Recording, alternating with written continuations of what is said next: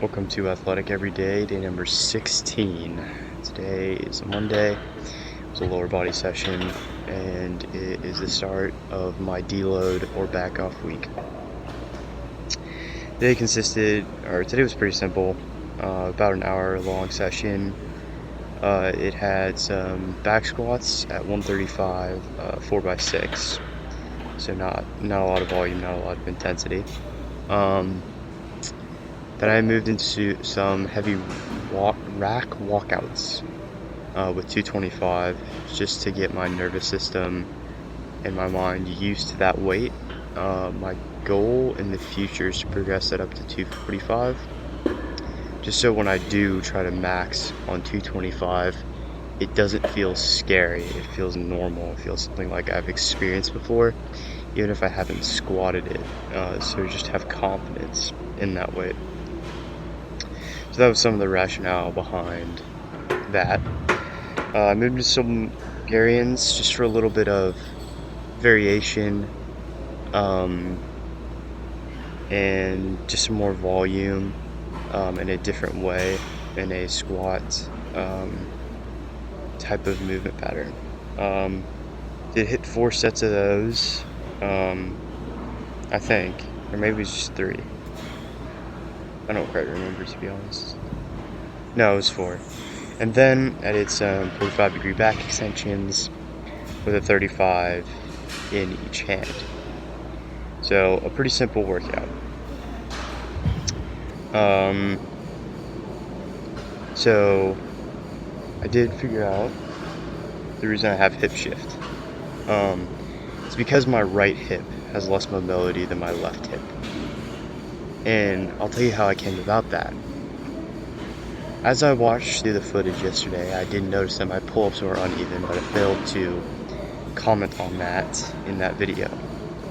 My pull-ups are uneven. I was kind of pulling with different arms, and my scapula was a little bit wonky, which I'm working on getting fixed as well. But I watched the video. I was like, why is this happening? I was trying to diagnose the problem. And it said whatever side you shift to is the side that's more free. It's like, okay, that makes sense. I walked out. I recorded myself this morning doing a few pull-ups. I was like, yeah, that's the problem. But then when I walked into squats this afternoon, I was like, damn it, it's the same problem. My left hip is more mobile, so I sink into my left hip. It's not about my ankles like I thought it was. It's about my right hip, and I think it has something to do with maybe my internal rotation capacity of that hip, or something's going on there. So in addition to tapering back volume this week, I'm also going to focus on things like that, fixing my shoulders, fixing my scapula, fixing my hips, ankles, etc. Getting those more mobile, stable, strong, etc. So it was nice to figure that out. Let's see. Later,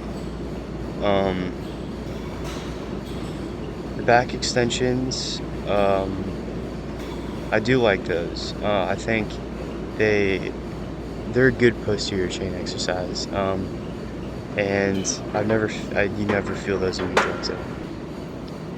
Well, apart from that, something I want to talk about is a concept that, as I've reflected upon, I've realized there's more and more validity to. And that is that inaction is the source, the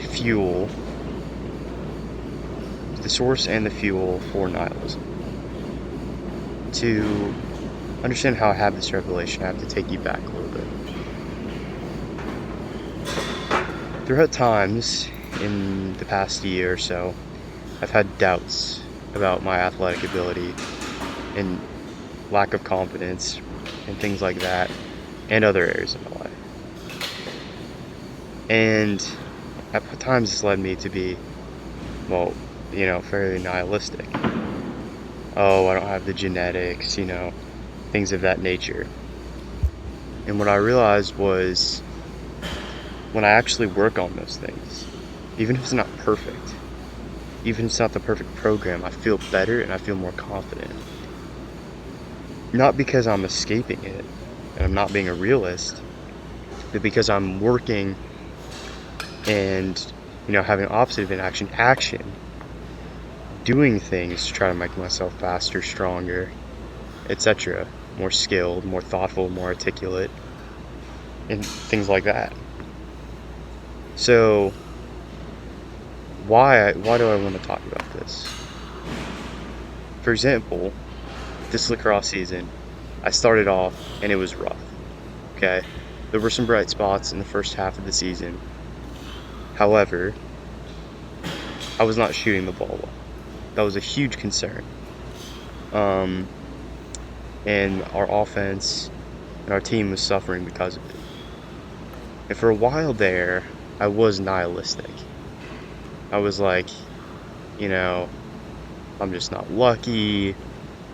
I was never taught correctly. My stick is this, my stick is that. I just don't have the opportunity, like whatever.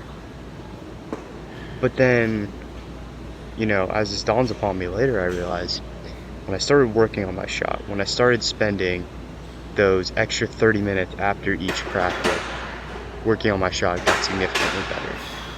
And that nihilism went away. And that doesn't mean there wasn't any validity to the things that I was thinking about, but it means that they're not as big of a factor as we often think.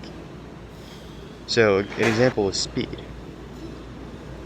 I used to, sometimes I do still think, oh, I'm not fast enough compared to the people in my grade, school area, whatever. But when it dawned upon me, I'm like, damn it, I'm the top 20, top 10, top 15 in my school, in the 40 and 100, but I'm still mad at myself. So, by working on speed, right, I know this isn't necessarily a speed specific block, that goes away. And we realize the whole genetics component that you may complain about, the opportunities component, the resources component, is not as big as the driver as you think. And that's something I try to keep in the back pocket of my mind. Whenever I'm working through a problem that what often we think is insurmountable or unfixable actually is, we just need to think through and analyze instead of sitting there being nihilistic. So that's something I've been thinking about recently. And I think, there's some weight to that. I think that's powerful. But that's about it. Have a good one.